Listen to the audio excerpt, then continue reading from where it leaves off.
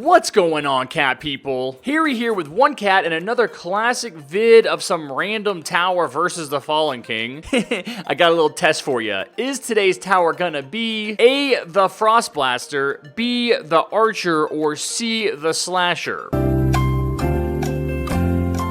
If you said B, the Archer, then congratulations. You are correct. For this video, I wanted to see how much damage we could do to the Fallen King with just the Archer attacking. Now, I have to admit up front that we tried to use only Archers to get to the final wave, but ended up dying on wave 38. We just got overwhelmed by the hordes of high health enemies like the giant bosses and the fallen heroes. So the unique thing that we did in this game was to use only Archers all the way until wave 38. Then, when it was obvious we were gonna die, we just spammed high damage towers like accelerators, rangers, and golden minigunners. This shows that you can get all the way to wave 38 just using Archers, and it also allows us to kill all of the fallen guardians so we can do just Archers against the Fallen King in the end. So basically, once all the other enemies die on the final wave, then we sell the high damage towers and just leave the Archers attacking. Now I'm gonna go ahead and go over some of the Archers' stats so you have a better idea of what to expect from this tower. Right off the bat, I can tell you that one of the best things about the Archer is its low placement cost. This comes in at only $400, which is a quarter of the placement cost of the Commando from yesterday's video. That means you can place 4 Archers for every 1 Commando. Another positive stat for the Archer is its initial range of 20. Now, I'm pretty sure this is the highest starting range for any tower in the game. The Ranger also starts with a range of 20, but that's a cliff tower, and those are supposed to have a really high range. Unfortunately, the range for the Archer doesn't improve by much as you upgrade it. I think every upgrade should increase the range by at least 2 so that the max level Archer ends up with a range of 30, which would be the highest range for any ground tower by far. And finally, one of the best things about the Archer is that it gets hidden detection at level 2 for only a total cost of $750. This means we were able to kill the hidden enemies on wave 13 really easily. Now let's go over some of the downsides of the Archer. One of the big negatives here is the fact that this tower starts with a pretty low damage per second, and it stays at a pretty low DPS all the way through max level. To compare it to some other towers that you're familiar with, you can see that its DPS is barely better than the regular Scouts, and only just slightly worse than the regular Soldier. I don't think I've even tried this challenge with those towers because I know they wouldn't do well. Now, I did go ahead and try it with the Golden Soldier and the Golden Scout and lost with both. The main reason the Archer has such a bad DPS is because its fire rate is so slow. I mean, looking at this stats table here, you can see that it has good damage, especially at max level. Look at that 25 there. That's really good. But a 2 fire rate is terrible. That makes it one of the slowest firing ground towers in the game. So my 2 big recommendations for making the Archer a decent tower to use would be to increase its range at max level to 30 and also increase its fire rate at all levels. Now, I'm not saying that the tower needs to be overpowered. I'm simply saying that its stats are so bad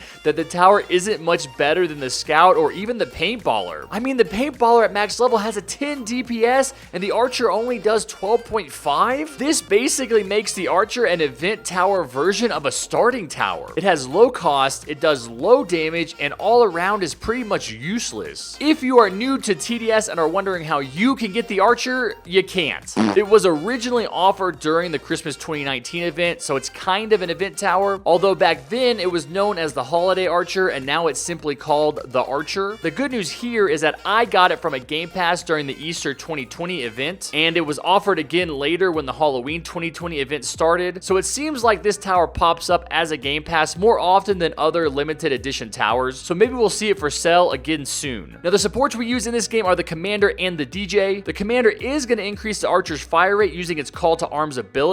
Unfortunately, the Archer's DPS is so low that it won't make much of a difference, and the DJ is going to buff the Archer's crazy high range even higher, which will allow it to attack around the entire square area here on the Crossroads map, but that's pretty much all the help it's going to get. Like I said earlier, the Archers do get overwhelmed on wave 38, so we're going to be placing some high damage towers at that point so we don't die, and then keeping those in the game until it's just the Archers and the Fallen King left. So go ahead and be sure to skip to the end as soon as possible because I already know that's what you're gonna do. Now let me go ahead and give a shout out to my sharp teammates for this game. 20 Extreme, Freeze Down 1, Exploding Ham, also known as a YouTuber Oof Warrior, Peter 12121212, and Shadow Hunter 11789. Alright, now go ahead and sit back, relax, and grab a Robin Hood cat, and I'll see you right back here at the end.